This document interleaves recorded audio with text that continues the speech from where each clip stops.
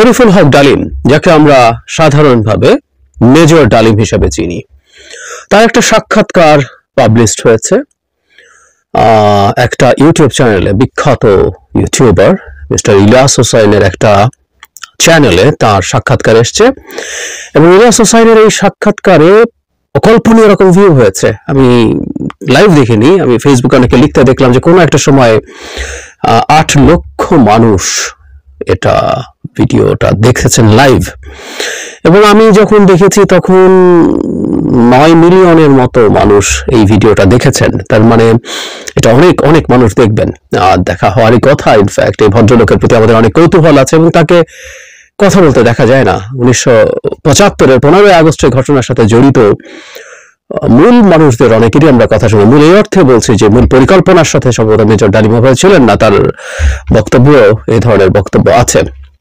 এটা মূলত ফারুক রশিদদের পরিকল্পনার বিষয় ছিল। তো তারপর ডালিম কথা বলেননি, উনি কথা বলেছেন, এটার প্রতি খুবই আগ্রহ ছিল এবং নিশ্চয়ই কথা বলতাম, কিন্তু আমাকে অনেকেই আমার গতকালের ভিডিওতে লিখছেন যে আমি কেন এটা নিয়ে কথা বলছি না। আসলে কারণটা হচ্ছে এটা না দেখে কথা বলতে চাইনি, এবং এটা খুব দীর্ঘ একটা ভিডিও, 2 ঘন্টার একটু বেশি। আমার 2 ঘন্টা সময় হচ্ছিল না। আর সত্যি বলতে আমি যখন এই ধরনের ভিডিও নিয়ে কথা বলি সেটা আমি একাধিকবার শুনি, অন্তত 2বার, কখনো 3বারও শুনেছি, এমন হয়েছে। সো এটা কি দেখা সম্ভব ছিল কিনা এতবার, 2বারও, মানে একবার দেখার সময় করে উঠতে কঠিন হয়েছে। সো অবশেষে দেখলাম এবং মনে হলো এই ভিডিওটা আসলে আমার 2বার দেখারও প্রয়োজন নেই। আমার কিছু কথা আমি আসলে এটা নিয়ে বলবো, খুব খুঁটিয়ে খুঁটিয়ে বলারও তেমন কিছু নেই। অনেকেই অনেক কথা বলেছেন, অলরেডি অনেক কথা বলেছেন সোশ্যাল মিডিয়াতে, আমি খুবই গুরুত্বপূর্ণ কথাবার্তা বলছেন এমন দেখেছি। কিন্তু আসলে এই ইন্টারভিউটার আসলে ইম্প্যাক্টটা কি, উনি কি বলেছেন সেটার ঐতিহাসিক ইস্যুর আলোচনা চাইতে সম্ভবত এই আলোচনাটা বেশি জরুরি। এই ইন্টারভিউটার সময় এখন কেন? এই ইন্টারভিউ দিয়ে আসলে কি কোনো কিছু অর্জন করতে চাওয়া হয়েছে? এই কথাটা জরুরি। কারণ হলো মেজর ডালিম বারবার বলছেন যে উনি ওনার বইতে লিখেছেন, বইয়ের কথা মুখে বলছেন। তো তাহলে উনি কি খুব নতুন কিছু যুক্ত করেছেন এখানে? আমি মেজর ডালিমের বইটা পড়িনি, কিন্তু আমি ফেসবুকে দেখলাম যারা ওই বইটাও পড়েছেন তারা দুটো তুলনা করে বলছেন যে ওনার বলার প্রায় সব কথাই তারা আগে ওই বই থেকেই জানতেন। তো তাহলে উনি কি নতুন যোগ করলেন? কি যোগ করলেন? কেন আমরা এত আগ্রহী হয়ে উঠলাম? কেন মেজর ডালিমকে দেখার জন্য মানুষজন হুমড়ি খেয়ে পড়লো? কথাগুলো তো মাঠে আগেই আছে। এর কারণ হয়তো একটা যে আমরা অনেকে পড়িনি, যে আমি বললাম আমি নিজেও ওনার বইটা পড়িনি, ফলে অনেকে শুনতে চাইলো এবং উনি কি বলেছেন। এবং মেজর ডালিম ওই ঘটনায় যতটুকুই রোল প্লে করুক, তার সেই ঘোষণাটা যেহেতু বেতারে রেডিওতে তিনি দিয়েছিলেন, সেই কারণে ওনার নামটা মানুষের কানে ওইভাবেও গিয়েছিল এবং অনিবার্যভাবেই তিনি জানেন। এবং তার স্ত্রীকে নিয়ে বেশ কিছু মিথ প্রচলিত ছিল, যে মিথগুলো তিনি নিজেই বাস্ট করেছেন এই ইন্টারভিউতে। তো সবকিছু মিলে ডালিম খুবই খুবই আলোচিত নাম ছিল, মানুষ দেখতে গেছেন। ওনার কন্টেন্টে আমি জানি না কেউ কি পেয়েছেন এমন একটা কিছু খুবই স্ট্রাইকিং, যেটা আমরা আসলে জানতাম না কখনো। আমি জানি না তার স্ত্রীকে নিয়ে ঘটনাটা ওনার বইতে উনি লিখেছেন কিনা, লিখে থাকলে এটাও পুরোনো ঘটনা, না হয় এটা একটা স্ট্রাইকিং বিষয় হতে পারতো, একটা নতুন বিষয় আনা। আর 2-একটা এসছে, এগুলো খুব স্ট্রাইকিং, কিন্তু এগুলোর সাথে কোনো রকম কোনো ইন্টারেস্ট জড়িত আছে কিনা আমাদের সেই প্রশ্ন আসলে করা উচিত হবে। আমি জিয়া সম্পর্কে এখানে যা উনি বলার চেষ্টা করেছেন সেগুলোর কথা বলছি, আসবো সেই জায়গায়ও। কিন্তু একটা খুব সিগনিফিক্যান্ট বিষয় আছে, সাম্প্রতিক মুভমেন্ট, এবং সেটা নিয়ে আমি অনেকের আলোচনায় আসলে ওই বিষয়টাকে মানে খুব বেশি গুরুত্ব না দিতে দেখেছি। আমার কাছে মনে হয় ওটাই সম্ভবত সবচেয়ে গুরুত্বপূর্ণ জায়গায় ইন্টারভিউর। আমি আসবো শেষের দিকে। মেজর ডালিমের ইন্টারভিউতে কয়েকটা জিনিস একটু টাচ করতে চাই, যে উনি আসলে কি করেছেন, কি বলেছেন, মানে সেটা যদি বলি। অনেক ইস্যু এনেছেন যেখানে প্রসঙ্গ এসছে, মানে আমি কয়েকটা ছোট জাস্ট টাচ করে চলে যাই। উনি রবীন্দ্রনাথের গান নিয়ে আমাদের জাতীয় সঙ্গীত হওয়া নিয়ে আপত্তি করেছেন, যে একজন ভারতীয় এবং ভারতের জাতীয় সঙ্গীত তার নামে আছে, আমরা কেন করবো, আমরা কেন নিলাম? আমাদের তো নজরুল ছিল, আরো পোয়েটস ছিল। এটা আমাদের এক ধরনের দুর্বলতা, আমাদের অক্ষমতা যে আমরা পারি নাই। এটা ভুল না যে আমরা আমাদের দেশের আমার এই মাটিতে জন্মানো কোনো পোয়েটকে দিয়ে বা নতুন করে গান লিখে নেওয়া যায়, কিন্তু যে তথ্যটা নজরুলের নাম বলেন, যখন আমরা স্বাধীন বাংলাদেশে জাতীয় সঙ্গীত নিচ্ছি, নজরুল কিন্তু তখনও বাংলাদেশের নাগরিক হননি, তিনিও ভারতীয় নাগরিকই ছিলেন। সুতরাং এই যে এই কথাটা বলছি, এর মধ্যে আসলে ঠিক ভারতীয় ইস্যু না। ইস্যুটা কি আমরা নিশ্চয়ই বুঝতে পারছি। রক্ষী বাহিনীর কথা বলছেন, ভারতীয় বাহিনীর বিকল্প ছিলেন, এই ধরনের আলাপ তিনি আনছেন। এবং শেখ মুজিবুর রহমান ভারতের মানুষ ছিলেন এবং একটা পর্যায়ে ভারত বাংলাদেশকে আসলে করদ রাজ্যে পরিণত করার জন্য, স্বাধীনতা জন্য সাহায্য করেছে।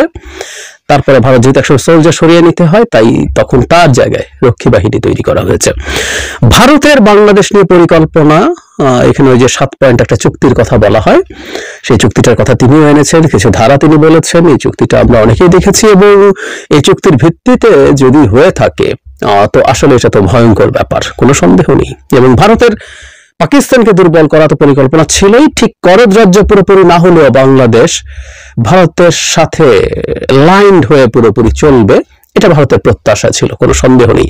কিন্তু খুব ইন্টারেস্টিং হচ্ছে, মেজর ডালিম দাবি করছেন তিনি ওই যুদ্ধের সময়গুলোতেই এটা জানেন, এটা বোঝেন। এগুলো যদি হয়ে থাকে তাহলে তিনি শেখ মুজিবুর রহমানের, মানে শেখ মুজিবুর রহমান দেশ ছেড়ে চলে গিয়েছিলেন ফর শিওর, কিন্তু এবং হ্যাঁ, মেজর ডালিম যে কথাটা বলেন মুজিব স্বাধীনতা চাননি, আমি ওনার সাথে এটাতেও একমত। শেখ মুজিবুর রহমান শেষ পর্যন্ত পাকিস্তানের প্রধানমন্ত্রী হতে চেয়েছিলেন, একজন বুর্জোয়া পলিটিশিয়ান যা চায়, নির্বাচনে জিতেছেন, উনি পাকিস্তানের প্রধানমন্ত্রী হবেন, কোনো সন্দেহ নেই। তো সেটা উনি বলেছেন, ঠিক আছে, কিন্তু তার জন্য যুদ্ধ করা, উনি ভারত করদ রাজ্য বানাবে, তাহলে এই করদ রাজ্য তৈরি করার জন্য তিনি যুদ্ধ করেছেন বীরত্বের সাথে। উনি একজন খেতাবপ্রাপ্ত বীর মুক্তিযোদ্ধা, উনি মুক্তিযোদ্ধা মানে কি কি করেছেন, উনি কিভাবে ট্রেন করেছেন সবাইকে, সবকিছুর দীর্ঘ বর্ণনা আছে। তো সেটা অদ্ভুত শোনায়। এবং রক্ষী বাহিনী তৈরি করা হয়েছে ভারতের স্বার্থে, এটাও আমার কাছে খুবই ডিসপিউটেড কিছু মনে হয়, কোনো সন্দেহ নেই। জিয়াউর রহমান সম্পর্কে অনেক কথা আছে, একটু পরে আসছি, সেটা নিয়ে কথা বলবো। কিন্তু মুক্তিযুদ্ধ সময়কালে কয়েকটা কথা খুব ইন্টারেস্টিং উনি বলেছেন, আমি জানি না ওনার বইতে উনি এগুলো লিখেছেন কিনা। যে সময় একটা সেনা পরিষদ তৈরি করা হয়েছিল এবং তখন 25 বছর আগামীতে বাংলাদেশ কেমন হবে তারা নাকি যুদ্ধের সময় সেই জিনিসটা করছেন। এবং সেই সময় জিয়াউর রহমান কোরআন ছুঁয়ে শপথ করেছিলেন যে তিনি তাদের সাথে থাকবেন, তাদের সামনে নেতৃত্ব দেবেন, তবে শর্ত ছিল তিনি রাষ্ট্র ক্ষমতা যাওয়ার আগ পর্যন্ত এই তথ্য জানানো যাবে না, এরকম কথা উনি বলছেন। এবং শেষ পর্যন্ত উনি পেরে ওঠেন নাই, মানে যে পেরে ওঠেন নাই মানে উনি যে শপথ করেছেন সেই শপথটা উনি রক্ষা করেন নাই, কথাটা এইরকম উনি বলেছেন। যে একেবারে উনি ক্ষমা করে দেওয়ার কথাও বলেছিলেন, একটা স্মৃতিচারণ করছেন। আবারও তিনি বলছেন, তিনি তার বইতে এটা লিখেছেন, উনি যখন চায়না ছিলেন, তার বাবা আবার জিয়ার ক্যাবিনেটের খুবই সিনিয়র মিনিস্টার ছিল, সেখানে জিয়ার সাথে কথোপকথনের কথা তিনি এনেছেন। কিন্তু যে কথাটা জরুরি সেটা হচ্ছে, একটা পর্যায়ে জনাব ইলিয়াস তাকে জিজ্ঞেস করছেন যে আপনাদের কি শেখ মুজিবুর রহমানকে পদচ্যুত করার ইচ্ছে ছিল? মানে আমরা খেয়াল করি, যুদ্ধের সময় বসে মেজর ডালিম মনে করছেন মুজিব ভারতীয় এজেন্ডাই বাস্তবায়ন করছেন, তাই তাকে পদচ্যুত করতে হবে। তাই যদি হয়ে থাকে তিনি মুজিবের এক অর্থে অধীনতা বটেই, কারণ যে মুজিবনগর সরকার তৈরি হয়েছিল, আমাদের অস্থায়ী সরকার তৈরি হয়েছিল, তার প্রেসিডেন্ট তো মুজিব ছিলেন। এবং শেখ মুজিবুর রহমান স্বাধীনতা চাননি, কিন্তু শেখ মুজিবুর রহমানের নামে যুদ্ধ হয়েছে, এতে কোনো কনফিউশনের কিছু নেই। তো তা যদি হয়ে থাকে যুদ্ধ করছেন, এটাকে স্বাধীন করার জন্য করে মুজিবের হাতে তুলে দেবেন, তারপর মুজিবকে একদিন তারা পদচ্যুত করবেন, এসব পরিকল্পনা যুদ্ধের মধ্যে বসে বসে তারা করছেন। জানি না, কেউ কেউ বলে না, দেখেন আপনারা যা ভালো মনে করেন, আমার কাছে তাই মনে হলো আর কি। এবং বাংলাদেশের স্বাধীনতার কথা পাকিস্তান নেভির এক অফিসার প্রথম, ধারণা করি তিনি বাংলাদেশের সন্তান, তখন যেহেতু পাকিস্তানি ছিল, সেই আলাপ তুলেছেন। অথচ বাংলাদেশের মাটিতেই প্রচুর মানুষ স্বাধীনতার আলাপ তুলেছেন, ভাসানী তুলেছেন, সিরাজুল আলম খানরা বহু আগে তুলেছেন। তারা কেউ নন, একটা ডিফারেন্ট ন্যারেটিভ আমাদের সামনে নিয়ে আসা হয়েছে। খুব গুরুত্বপূর্ণ একটা বিষয়, যেহেতু আমি ওনার বই পড়িনি তাই আমি জানতাম না বইয়ে আছে কিনা। মেজর ডালিম আসলে খুব আলোচিত হয়েছেন, এই নামটা আমরা ছোটবেলা থেকে শুনতাম এই একটা কারণে, যে তার স্ত্রীকে শেখ কামাল তুলে নিয়ে যান তার সাঙ্গপাঙ্গরা সহ এবং ধর্ষণ করেন, এই ধরনের কথাও আমরা শুনেছি। আমরা বাস্তবে আপনারা সবাই শুনেছেন কিনা জানি, আমরা ছোটবেলায় জাস্ট শুনেছি কানে। তার বর্ণনা অতি ডিটেল এবং ফ্র্যাঙ্কলি স্পিকিং অনেক অপ্রয়োজনীয় ভাবে বড় করা হয়েছে। এই 2 ঘন্টার এটা হওয়ার দরকার ছিল না। এটা খুবই কেয়ারফুলি প্ল্যান্ড হলে 2 ঘন্টা না, উনি 2 ঘন্টা 3 ঘন্টা 5 ঘন্টা কথা বলুক, কিন্তু এটা যদি কেয়ারফুলি প্ল্যান্ড হতো আমরা অনেক বেশি তথ্য হয়তো পেতে পারতাম। উপস্থাপকের উচিত ছিল তাকে আরো, করেছেন উনি লিডিং প্রশ্ন করেছেন, কিন্তু আরো করা, কারণ আমরা ডালিমের কাছ থেকে আসলে অন্য অনেক কিছু জানতে চেয়েছিলাম যেটা উনি ওনার বইয়ে বলেননি। সে কারণেই বলবো প্রশ্ন বা সবকিছুর মধ্যে একটা প্যাটার্ন ছিল, সেই প্যাটার্নটাই আমি আসলে খুঁজতে চাই। এটাই আসলে মূল টেক অ্যাওয়ে এই ইন্টারভিউর। তো যাই হোক, উনি ওখানে দীর্ঘ বর্ণনা দিয়ে জানা গেল তার স্ত্রী ধর্ষিত হওয়া দূরে থাকুক, শেখ কামাল সেখানে থাকা দূরে থাকুক, তাকে অপহরণই করা হয়নি, তুলেই নিয়ে যাওয়া হয়নি। তুলে নিয়ে যাওয়া হচ্ছিল মেজর ডালিমকে তার স্ত্রী তার স্বামীর নিরাপত্তার জন্য, বোধ করি এটাই যৌক্তিক। তিনি এবং তার খালা গাড়িতে উঠে পড়েন। পরবর্তীতে বিস্তারিত বর্ণনা আছে, আপনারা নিশ্চয়ই শুনেছেন, আসলে শুনে নেবেন ঘটনা কি হয়েছিল। তাহলে একটা ভয়ঙ্কর মিথ্যে কথা, মিথ্যাচার ছড়ানো হয়েছিল, তো সেটা তিনি বাস্ট করেছেন। আমি তার এই সততাকে স্যালিউট জানাই, খুবই চমৎকার ভাবে উনি এটা বলেছেন। এটা ঠিক আছে, একটা নতুন তথ্য আমার কাছে, উনি আগে এটা বলেছেন কিনা আমি জানি না। জিয়াউর রহমান সম্পর্কে আরো উনি বলেছেন যে ক্ষমতা কুক্ষিগত করার জন্য 4000 সামরিক কর্মকর্তাকে হত্যা করেছেন। মানে জিয়া কত হত্যা করেছেন সেদিকে যাচ্ছি না, মানে খেয়াল করি আমরা, উনি শেখ মুজিবুর রহমান এবং তার পরিবারের হত্যাকাণ্ডকে ঠিক হত্যাকাণ্ড বলছেন না, ওনারা এটাকে বিপ্লব বলছেন এবং এই বিপ্লবে তারা নিহত হয়েছেন। সুতরাং তাদের ভাষ্য মতো একটা বড় উদ্দেশ্যের জন্য এই ঘটনাটা হয়েছে। ওই তর্কে আমি ঢুকতে যাচ্ছি না, তার বক্তব্য তার সবিরোধিতা দেখছি। জিয়ার সময় বা জিয়া যখন দায়িত্ব নেন তখন বাংলাদেশের মিলিটারির চেইন অফ কমান্ড বলে কিচ্ছু ছিল না, একেবারেই কিছু ছিল না।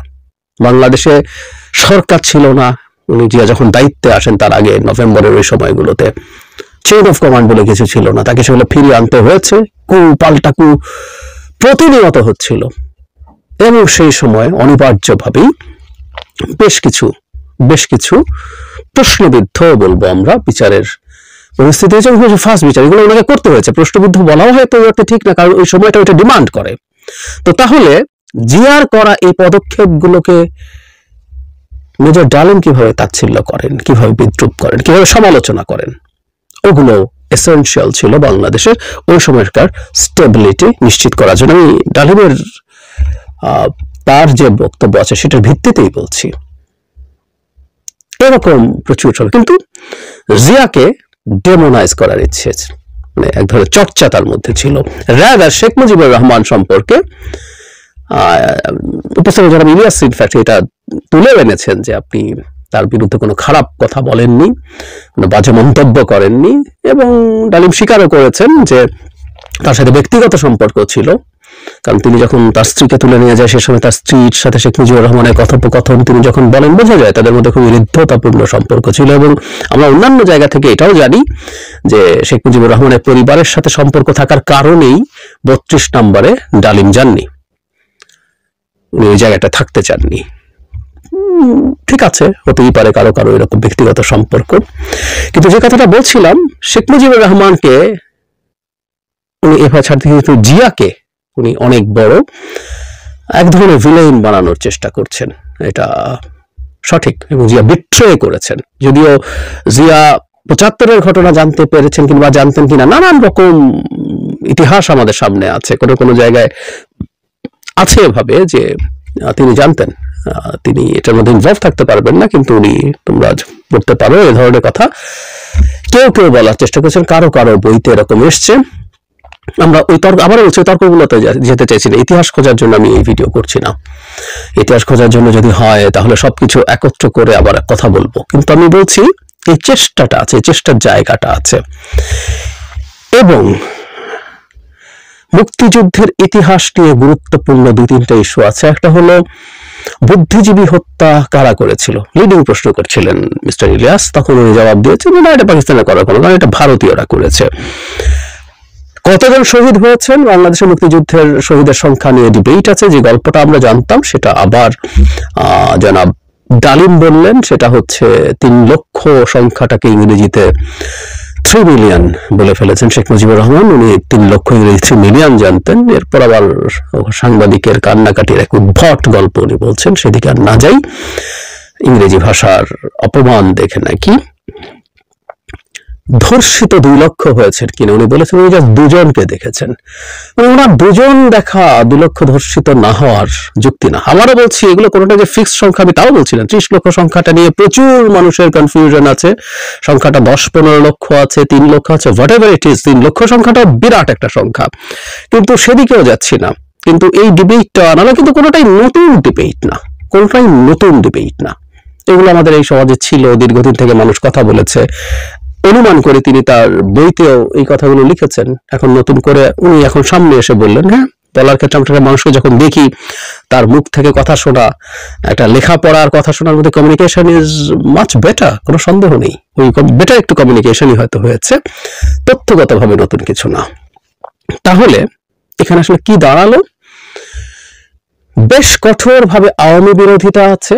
শেখ মুজিব না, আওয়ামী, শেখ মুজিব সম্পর্কে আমার ছাড় ছিল, কিন্তু আওয়ামী লীগের অ্যাজ এ হোল, মানে আমরা দুটো কথা একত্র করে না ফেলি, যে তার শাসন আমল নিয়ে কথা আছে, কিন্তু ব্যক্তিগতভাবে শেখ মুজিবুর রহমানকে খুব বেশি ব্যক্তিগত অ্যাটাক করেননি। উনি দেখাতে চেষ্টা করেছেন যে তিনি আমার একটা সিস্টেমের মধ্যে আছেন যেটা আমাদের জন্য ক্ষতিকর হয়েছে, সেটা সমালোচনা আছে। ভারতের আধিপত্যবাদ নিয়ে কথা আছে। উনি এই যে এখনকার যে ছাত্র জনতার কথা বলা হচ্ছে, তিনি সেটাকে বলছেন যে ভারতের কাছ থেকে মুক্ত হওয়ার জন্য আমাদের আসলে আরো যুদ্ধ করে যেতে হবে। সো আমাদের মাঠে, রাজনীতির মাঠে এই মুহূর্তে খুব দুটো গুরুত্বপূর্ণ ইস্যু আছে, ভারত বিরোধিতা, আওয়ামী বিরোধিতা। খুবই ভ্যালিড ইস্যুজ। যৌক্তিক কারণে এই দেশের মানুষ এই দুটো বস্তুর উপরে খুব ক্ষুব্ধ। জিয়ার বিরুদ্ধে কেন, আমরা এই প্রশ্ন যদি করি, জিয়া যে দল তৈরি করে গেছেন, সেই দল শেখ হাসিনার বিরুদ্ধে এই জুলাই আগস্টে বিরাট রোল প্লে করেছে। শুধু তাই না, যেটা অনেক বেশি জরুরি, আমি বহুবার এটা নিয়ে কথা বলেছি, শেখ হাসিনার ক্ষমতায় থাকাকে প্রতিনিয়ত চ্যালেঞ্জ করে গেছে এই দলটা। 2011 সালে সংবিধান সংশোধনের পর থেকে 13-14, তারপরে বর্ষপূর্তিতে 15-তে এসে, তারপরে 18-র আগে তো 18 তারা নির্বাচনই করলো, তারপর না আবার 22 থেকে খুবই টাফ ফাইট করে গেছে। তো সেই দল, সেই দলের যিনি মূল প্রতিষ্ঠাতা, তাকে ডেমোনাইজ করার চেষ্টা করছে কেন? আমরা সাম্প্রতিক সময় দেখব আমাদের রাজনীতির মাঠে বিএনপির সাথে জামায়াতের একটা কনফ্লিক্ট তৈরি হয়েছে। তারা নানাভাবে বিএনপিকে স্টিগমাটাইজ করার চেষ্টা করছে, এবং আমরা খেয়াল করব বিএনপি ভারত প্রসঙ্গে খুব টাফ কথা এই মুহূর্তে বলছে না, এবং আওয়ামী লীগ প্রসঙ্গে তাদের এক ধরনের ছাড়ের ভাব দেখা যাচ্ছে। কিন্তু এখানে এই দুটোকেই মূল টার্গেট করা হলো। এবং যেটা বলছিলাম সবচেয়ে গুরুত্বপূর্ণ বিষয় সম্ভবত এটা, উনি বারবার 24 সালে 2024, এটা 1924 না, উনি 1924 বলেছেন। উনি ওনার স্ত্রীর মৃত্যু 1905 বলেছেন। আমি জানি না ওনার আসলে সুস্থতা কতটুকু আছে, যদি উনি নামগুলো যখন বলছিলেন খুবই ক্রিস্প মেমোরি মনে হয়েছে। যাই হোক, তো উনি বিপ্লব বলছেন, এবং একটা কথা উনি খুব স্পষ্টভাবে বলেছেন, বিপ্লবীদের এমন একটা অবস্থানে থাকতে হবে যেন তারা নীতি নির্ধারণ করতে পারে। এই একটা কথা খেয়াল করুন। বিপ্লবী সরকার টোনটা আমাদের মাথায় আসবে। বহু মানুষ বিপ্লবী সরকারের প্রজেক্ট নিয়ে মাঠে নেমেছিলেন। এরপর বাংলাদেশে অলরেডি তার বিবেচনায় আমাদের মুক্তিযুদ্ধ, তারপর মুজিব হত্যা করে তাকে উৎখাত করার মাধ্যমে আমাদের সেকেন্ড রিপাবলিক হয়েছে বলে তিনি মনে করেন। 24-এর গণ অভ্যুত্থান থার্ড রিপাবলিক, এবং বিপ্লবীরা তাদের মতো করে দেশ যখন তৈরি করতে পারবে সেটা ফোর্থ রিপাবলিক হবে। এবং এরপর উনি সবচেয়ে জরুরি কথা বলেছেন, তিনি তার সামর্থ্য, যোগাযোগ, এগুলো ভিত্তিতে তিনি যদি কন্ট্রিবিউট করতে পারেন, তিনি ছাত্রদের, জনতাকে সাহায্য করতে প্রস্তুত আছেন। মেজর ডালিম এদের সাথে যুক্ত হতে চাইছেন। সুতরাং আমরা এই যুক্ত হওয়াটাকে, আমার কাছে এটাই সবচেয়ে গুরুত্বপূর্ণ টেক অ্যাওয়ে বলে মনে করি। মেজর ডালিম সামনে আসলেন। এই মুহূর্তে বাংলাদেশের রাজনীতিতে সবচেয়ে ডিমান্ড আছে এমন বিষয়গুলো, anti Awami League, anti India, এগুলোকে সামনে আনা হলো। এবং ওই রাজনীতির মাঠে যেহেতু একটা অংশের ফাইট আছে বিএনপির সাথে, সুতরাং বিএনপিকেও চাপে ফেলার জন্য জিয়াকে চাপে ফেলা, তার মানে এই শেখ হাসিনা বিরোধী মুভমেন্টের একটা অংশ যারা বাংলাদেশের বিপ্লব হয়েছে দেখতে চেয়েছেন, এবং বাংলাদেশের স্বাধীনতার হিস্ট্রি, আমি আবারও বলি স্বাধীনতার হিস্ট্রি কিন্তু শেষ হয়ে গেছে, 30 লাখ শহীদ মেনে নিতে হবে, আমি একেবারেই মনে করি না।